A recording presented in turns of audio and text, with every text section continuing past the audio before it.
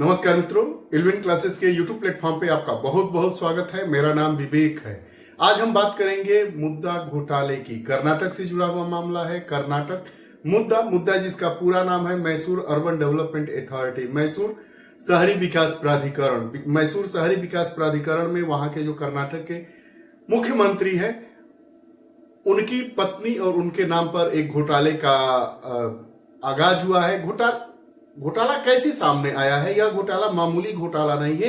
तकरीबन 3000 से 4000 करोड़ का यह घोटाला बताया जा रहा है। आज की इस हम पूरे वीडियो सेशन में जानेंगे कि जो मुद्दा स्कैम है उस पर कर्नाटक हाई कोर्ट का क्या कहना है, और साथ ही साथ जानेंगे कि मुद्दा जो स्कैम 3000 से 4000 करोड़ के बीच में बताया जा रहा है, इस पर वहां के मुख्यमंत्री जो सिद्धारमैया हैं, उन पर वहां के राज्यपाल के द्वारा क्या जांच के आदेश दिए गए थे या नहीं दिए गए थे, या जो राज्यपाल के द्वारा आदेश दिया गया था, अगर उस आदेश को हाईकोर्ट कर्नाटक में चुनौती दी गई तो उस कर्नाटक के हाईकोर्ट ने क्या राज्यपाल के द्वारा दिए गए आदेश को सही ठहराया है या गलत ठहराया है, क्या यह है पूरा मुद्दा।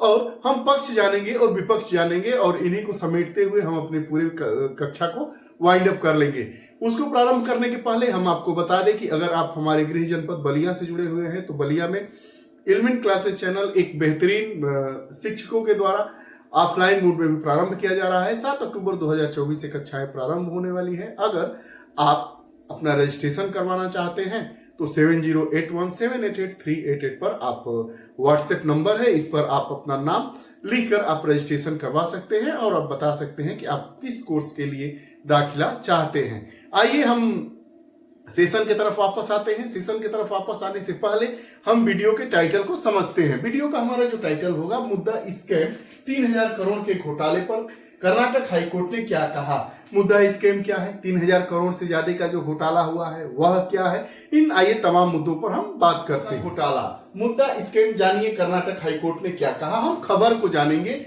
यह पूरे वीडियो सेशन की रूपरेखा होगी कि सबसे पहले हम खबर को जानेंगे, क्या था मुद्दा स्कैम, इसको भी जानेंगे।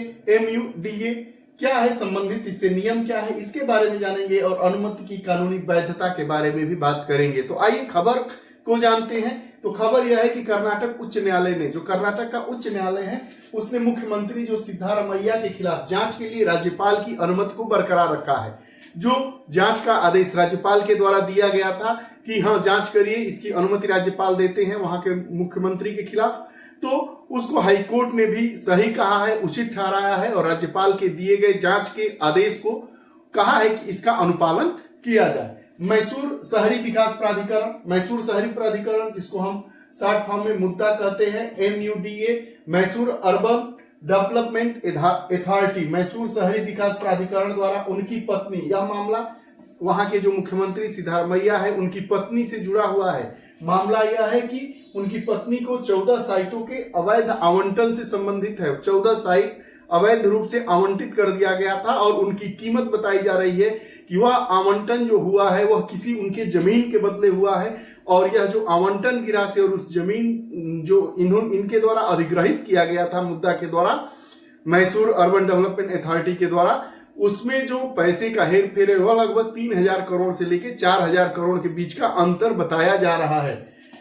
तो वहीं कर्नाटक हाईकोर्ट ने यह कहा है कि इसे एक विशिष्ट परिस्थिति माना जाएगा जिसमें राज्यपाल मंत्रिपरिषद की सलाह के अनुसार बाध्य नहीं होंगे। ऐसा नहीं है कि राज्यपाल इस विशिष्ट परिस्थिति में जांच के आदेश जो दिए गए हैं राज्यपाल के द्वारा, वह यह विशिष्ट मामला है और इसमें मंत्रिमंडल की सलाह मानने के लिए राज्यपाल को बाध्यता नहीं है, ऐसा कर्नाटक हाईकोर्ट ने कहा है। अब आइए जानते हैं क्या था मुद्दा स्कैम। मुद्दा जिसका पूरा नाम है Mysore urban development authority, Mysore विकास प्राधिकरण।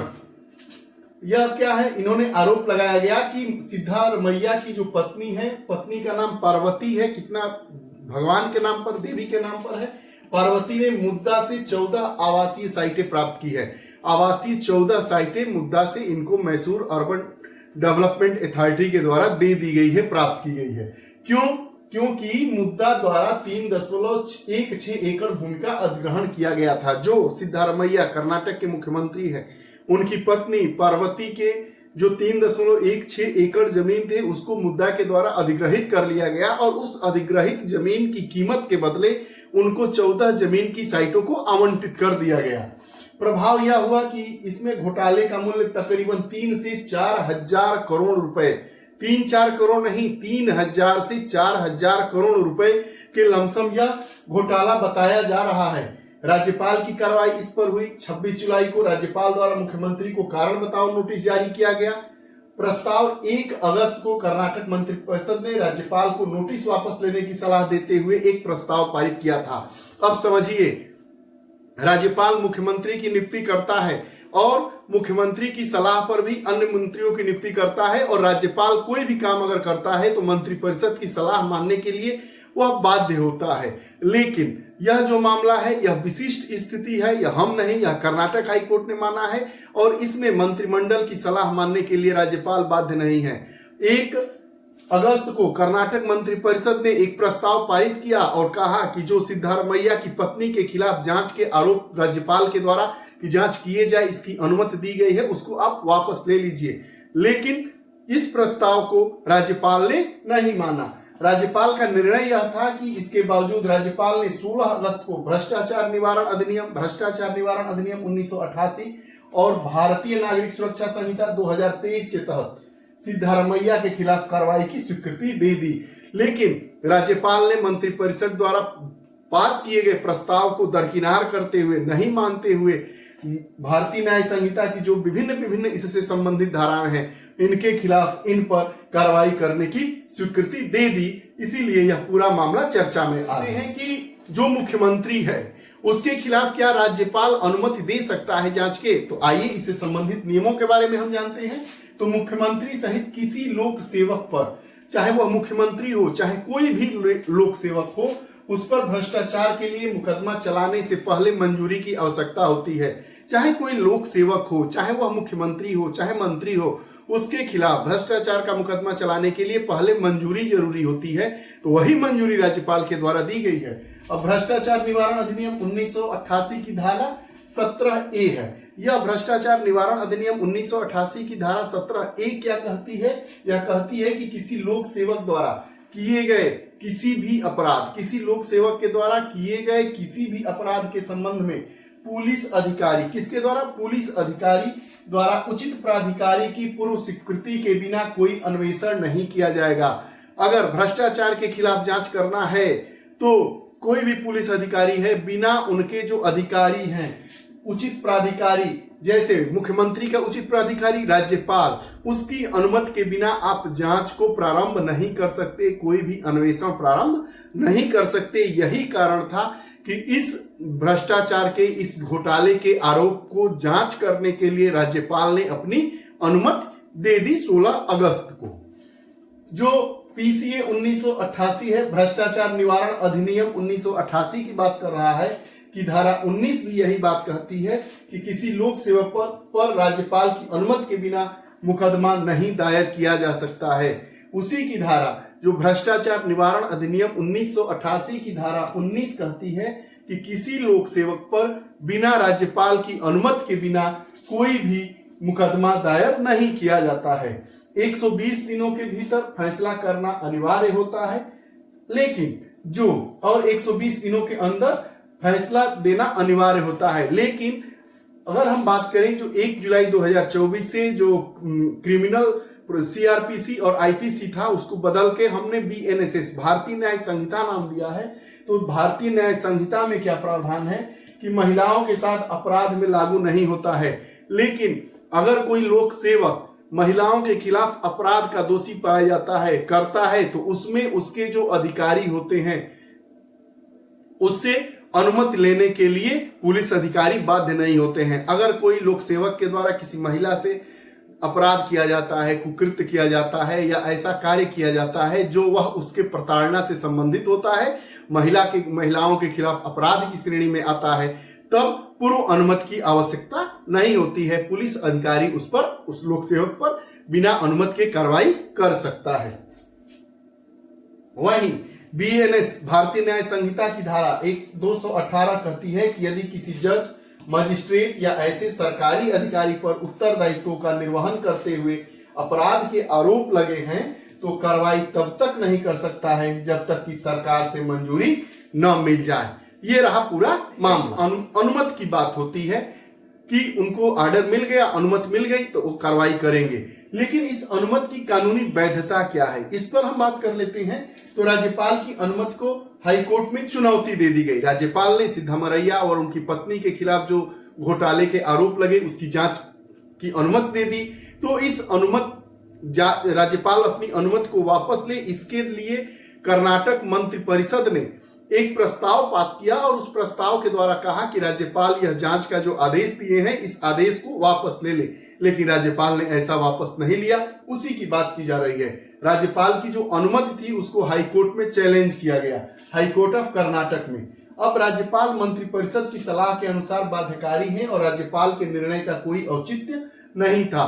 यह बात हो रहा है कि राज्यपाल, और कहा गया कि जो राज्यपाल है वह मंत्रिपरिषद की सलाह मानने के लिए बाध्य है, बाध्यकारी होता है और राज्यपाल के निर्णय का अब कोई औचित्य नहीं है कि राज्यपाल निर्णय दे दिया है तो जांच होगी ही होगी, अब जांच नहीं की जा सकती है। और आरोप लगाया गया था और राज्यपाल पर यह भी आरोप लगाया गया था कि राज्यपाल ने बिना उचित कारण जांच की स्वीकृति और इसमें पक्षपात किया गया था। चूंकि राज्यपाल पर जो सरकार के लोग हैं, मंत्रिपरिषद के लोग हैं, उन्होंने ऐसा आरोप लगा दिया। अब राज्यपाल ने अपना पक्ष क्या दिया। राज्यपाल का यह पक्ष था कि राज्यपाल की ओर से 2004 के सुप्रीम कोर्ट के मामले को दिया गया, बताया गया कि सुप्रीम कोर्ट ने 2004 में एक मामला आया था, उसमें ऐसा ही निर्णय दिया था। वह मामला यह था कि मध्य प्रदेश विशेष पुलिस स्थापना बना मध्य प्रदेश राज्य का हवाला दिया, जिसमें कहा गया था उस मामले में जो मध्य प्रदेश विशेष पुलिस स्थापना बना मध्य प्रदेश 2004 का जो मामला था, इसमें यह बताया गया था कि अगर प्रथम दृष्टया मामला हो तो राज्यपाल स्वीकृति दे सकते हैं। तो इसी को आधार मानते हुए राज्यपाल ने सिद्धामरैया व उनकी पत्नी के खिलाफ जांच के आदेश दे दिए, जो 3.16 एकड़ के बदले 14 जो साइटें उनको मुद्दा के द्वारा मैसूर अर्बन डेवलपमेंट अथॉरिटी के द्वारा उनको आवंटित कर दी गई थी, जिसमें 3000 से 4000 करोड़ रुपए के हेरफेर घोटाले की बात सामने आ रही है।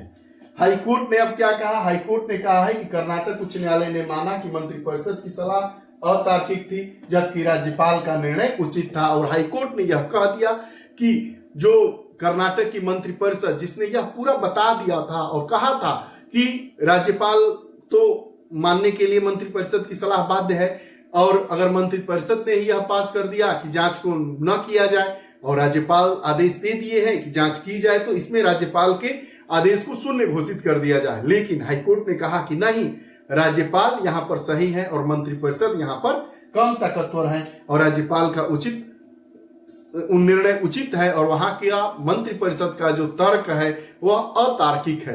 यह पूरा मुद्दा स्कैम से जुड़ा हुआ मामला है। कर्नाटक के मुख्यमंत्री सिद्धारमैया व उनकी पत्नी पार्वती के खिलाफ भूमि आवंटन के में 3000 से 4000 करोड़ रुपए के घोटाले के आरोप लगाए जा रहे हैं। उस पर राज्यपाल ने उस घोटाले की जांच के आदेश दे दिए हैं और यह मामला जब हाईकोर्ट में गया है तो हाईकोर्ट ने भी राज्यपाल के आदेश को सही उचित ठहराया है और उनके खिलाफ आरोप लगे हैं उनकी जांच को मंजूरी दे दी है। ये पूरा मामला रहा। हमने पूरे मामले पर अपने दृष्टिकोण को देखा। हमारा जो दृष्टिकोण होता है किसी भी मुद्दे को लेकर वह जानकारी के लिहाज से होता है। इसमें किसी भी राजनीतिक पार्टी और उनके पक्ष को नहीं लिया जाता है। उन पक्षों से इतर हटकर हम जानकारी वाले मामले, हमने जाना कि इससे संबंधित 1988 में कौन कौन सी ऐसी धाराएं हैं, हमारे BNSS का प्रावधान क्या कहता है, उन तमाम मुद्दों को हमने इसमें समेटते हुए इस कक्षा को वाइंड अप किया। आपको ये हमारा वीडियो सेशन कैसा लगा? अगर आप हमारे चैनल से नहीं जुड़े हैं तो कृपया एल्विन क्लासेस चैनल से जुड़िए, बेल आइकन का बटन दबाइए ताकि जो भी वीडियोस आए उसका नोटिफिकेशन आप तक पहुंचे और आप उसका लाभ उठा सके। बहुत बहुत धन्यवाद।